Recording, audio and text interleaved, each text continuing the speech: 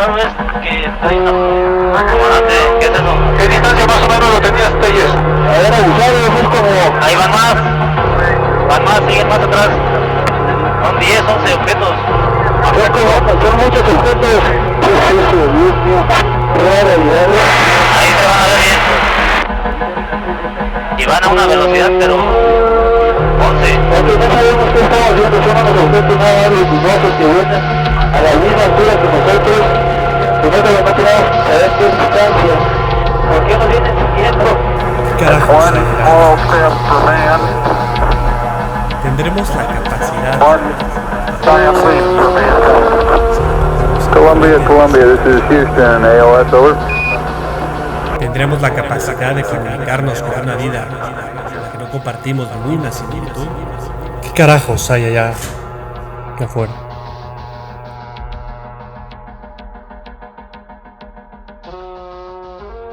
Bienvenidos a la segunda temporada del podcast de Homo Cósmico. He decidido hacerlo sobre perspectivas de la vida extraterrestre y del origen de la vida en este planeta.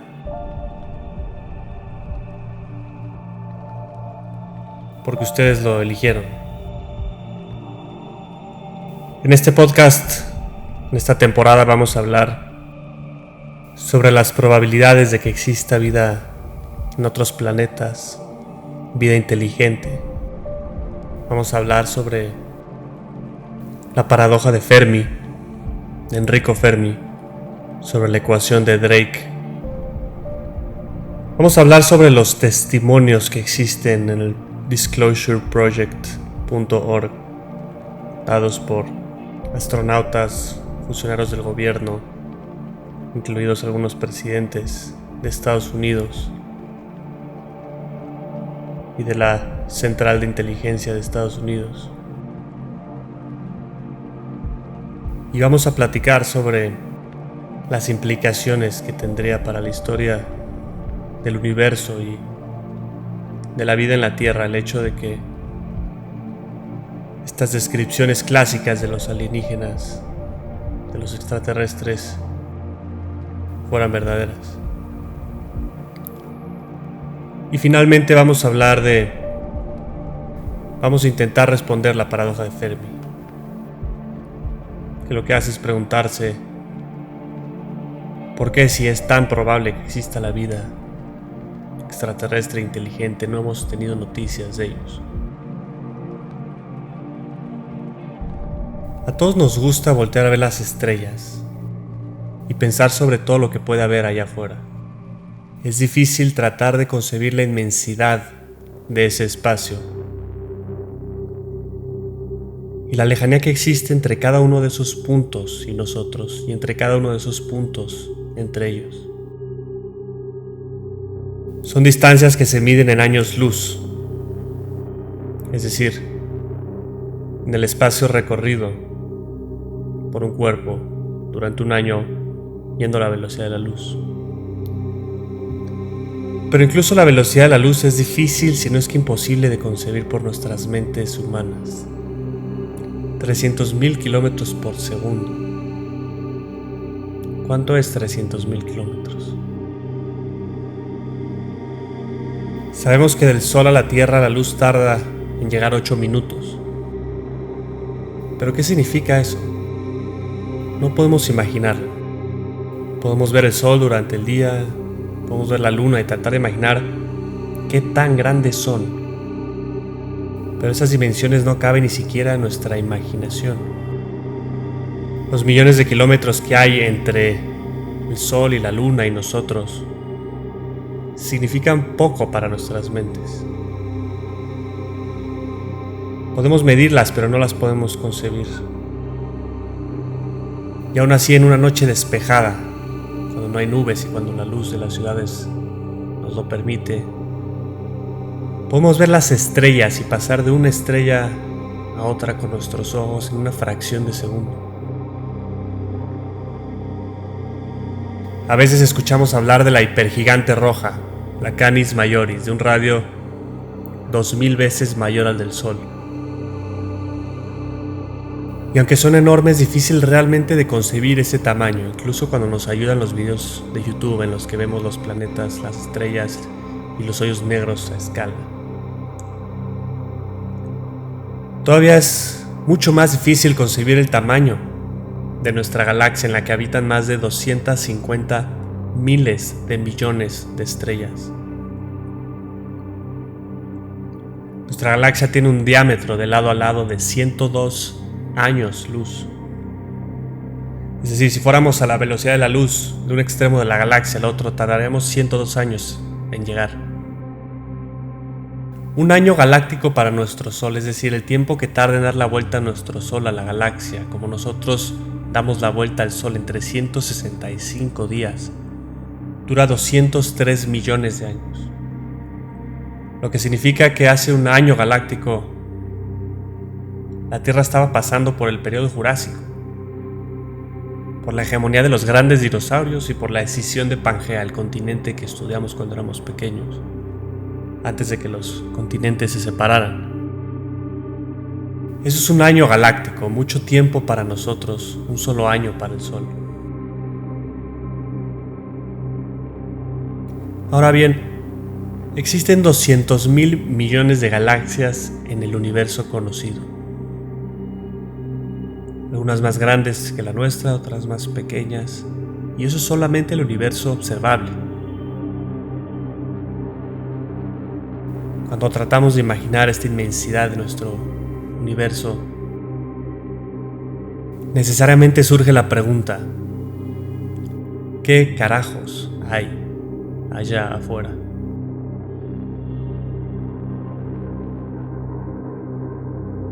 Lo que hay son posibilidades.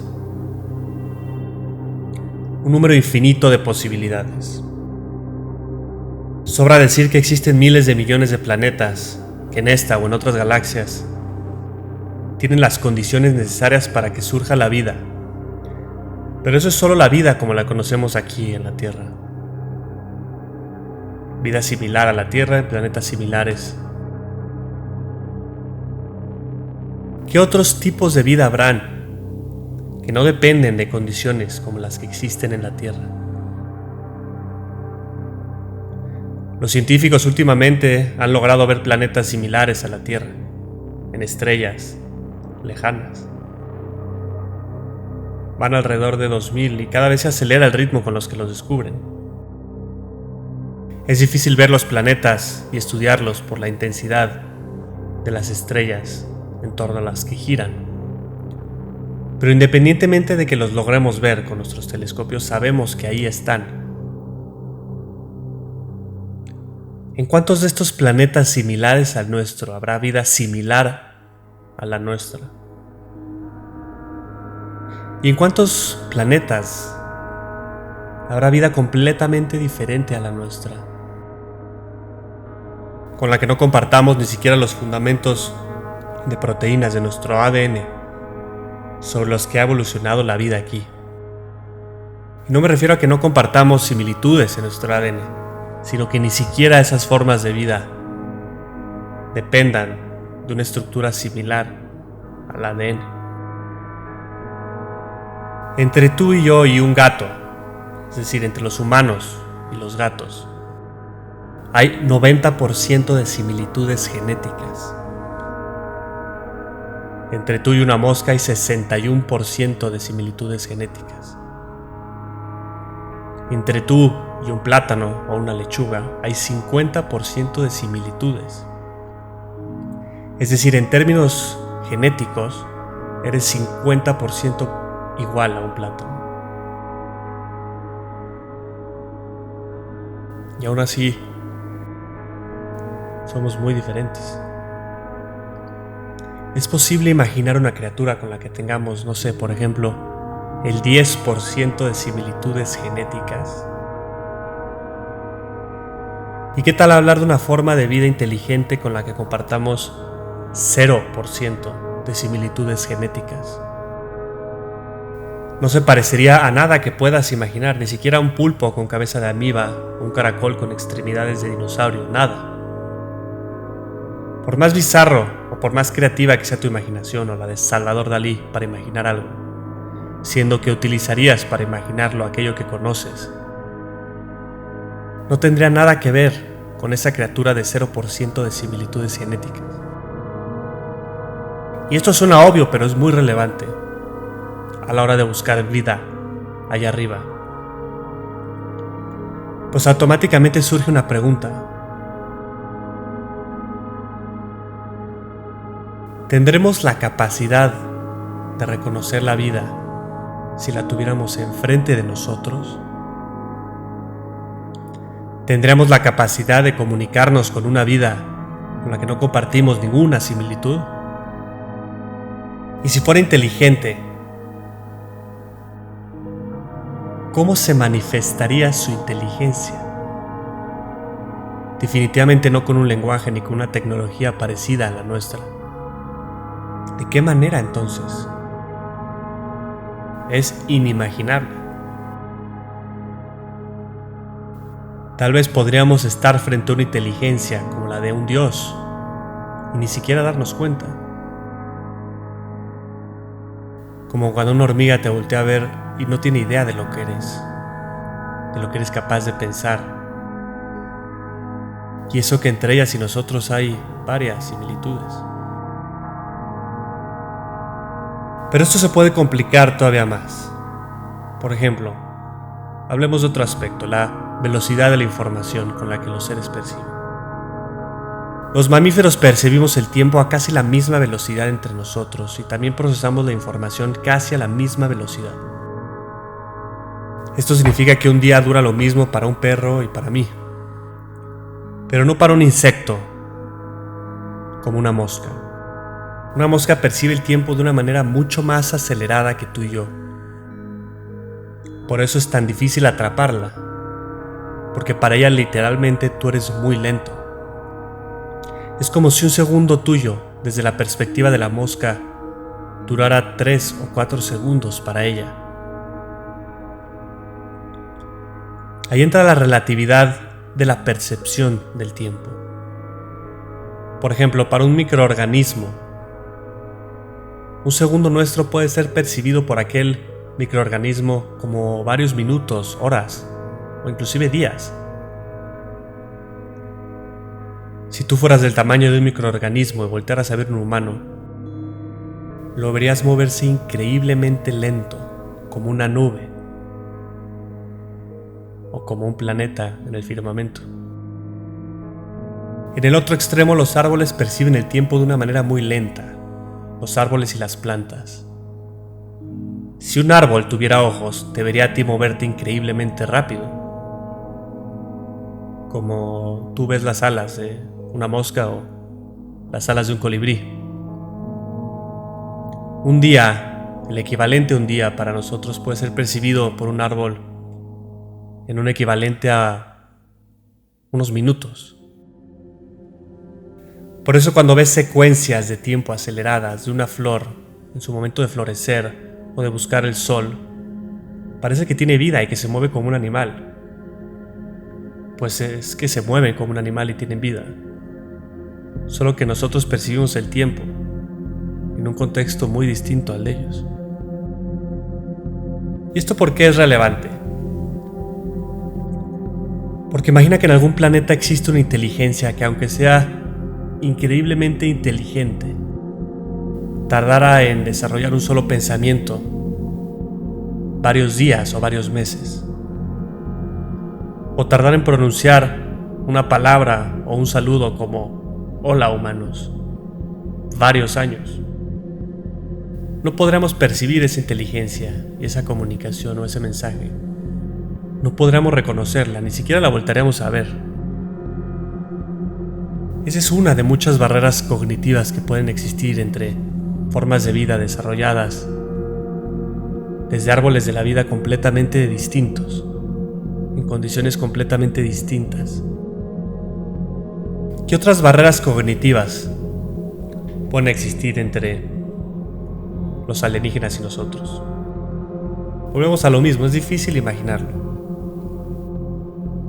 Y eso es muy relevante por la imagen de los extraterrestres que existe en nuestra cultura general. en las películas, en los libros. Cuando pensamos en alienígenas pensamos en seres cabezones, similares a los humanos pero con menos dedos, o más chaparros, o más altos, o con ojos gigantescos.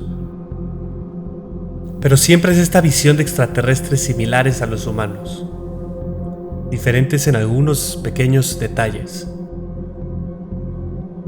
Es como si en vez de imaginar vida extraterrestre, imagináramos a los humanos siendo alienizados. Pero ¿qué pasaría si en verdad son así los extraterrestres? ¿Qué implicaciones tendría esta verdad?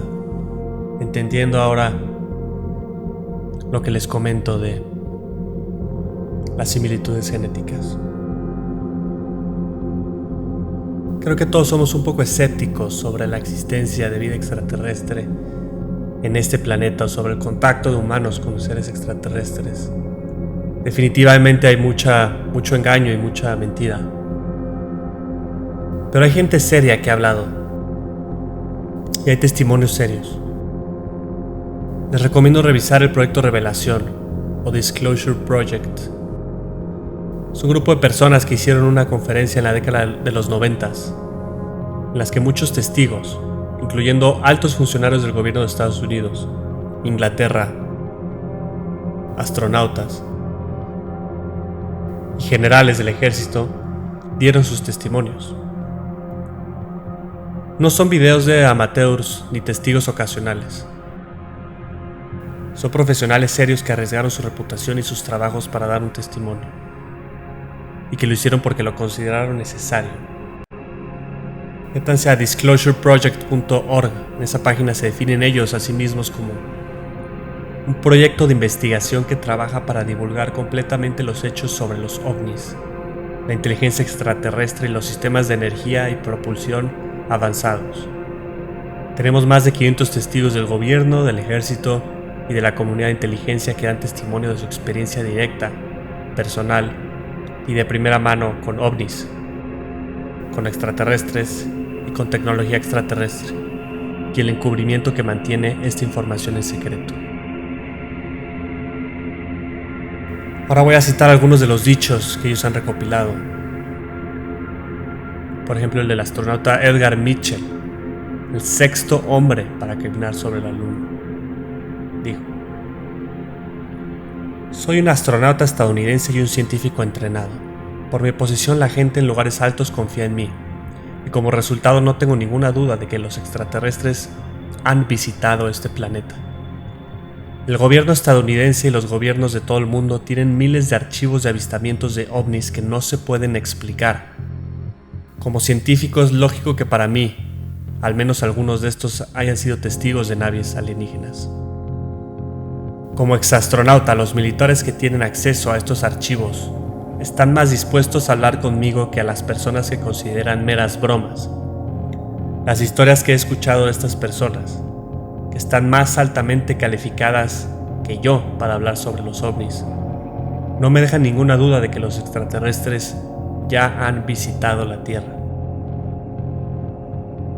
El presidente de Estados Unidos, Jimmy Carter, dijo: si me convierto en presidente, haré que toda la información que este país tenga sobre avistamientos de ovnis esté disponible para el público y los científicos. Estoy convencido de que existen los ovnis porque he visto uno. El general Walter Bedell Smith, que fue el director de la CIA, de la Central de Inteligencia en la década de los 50, dijo: la Agencia Central de Inteligencia ha revisado la situación actual en relación con los objetos voladores no identificados que han generado una gran especulación en la prensa y han sido objetos de preocupación por las organizaciones gubernamentales. Desde 1947 se han recibido aproximadamente 2.000 informes oficiales de avistamientos, y de estos, alrededor del 20% son todavía inexplicables. El almirante Roscoe Hillenkotter, que fue el primer director de la CIA del 47 al 50, dijo: es hora de que la verdad sea revelada. Detrás de escena, los oficiales de alto rango de la Fuerza Aérea están preocupados por los ovnis, pero a través del secreto oficial y el ridículo A muchos ciudadanos se les hace creer que los objetos voladores desconocidos no tienen sentido.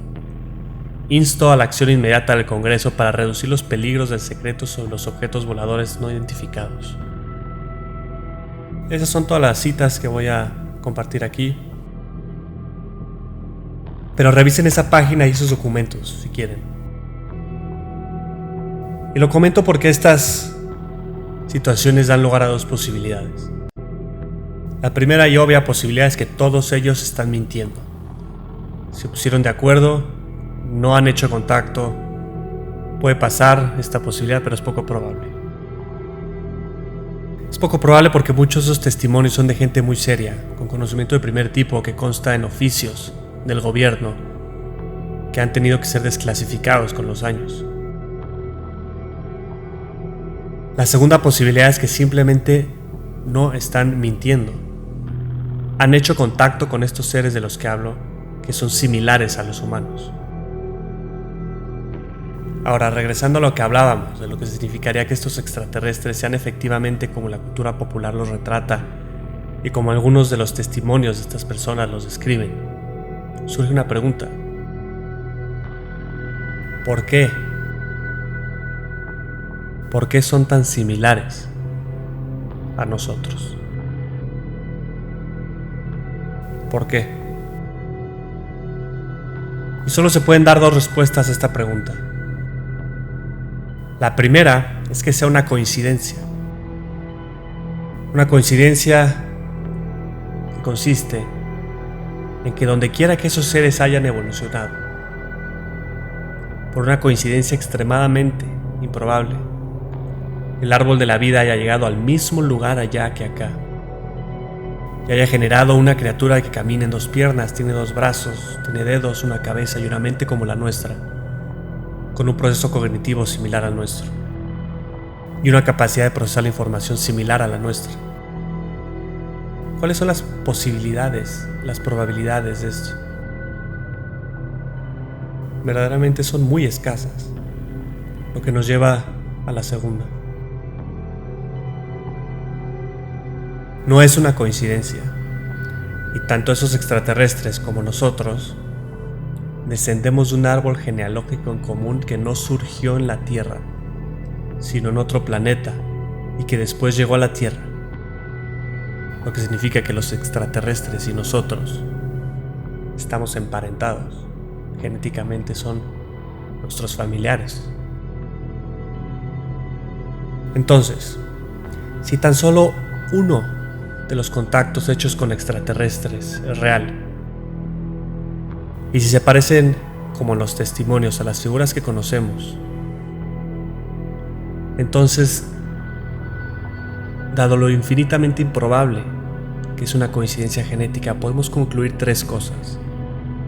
Lo primero, ellos existen. Lo segundo, estamos relacionados a nivel genético con ellos. Y lo tercero, partimos de un mismo ancestro en común. Bien, ha llegado el tiempo de terminar este capítulo. En el próximo capítulo veremos las implicaciones de la existencia de este ancestro en común, el que llamaremos LECA, Last Extraterrestrial Common Ancestor, o último ancestro en común extraterrestre. ¿De dónde viene? ¿De cuándo viene? ¿Cómo llegó aquí? ¿Podemos nosotros ser en realidad ese LECA? ¿Cuándo se bifurcó el árbol universal de la vida? ¿En esta o en otra galaxia? Y también hablaremos sobre la paradoja de Fermi, que es la aparente contradicción que hay entre las estimaciones que afirman que hay una altísima probabilidad de que existan otras civilizaciones inteligentes en el universo observable, y la ausencia de evidencia de dichas civilizaciones. Daremos una respuesta a esa paradoja. Y es todo por hoy. Nos vemos en el próximo capítulo de este podcast de Homo Cósmico. No olviden compartirlo en sus redes sociales para que el mensaje llegue a más personas. Que tengan un bonito día.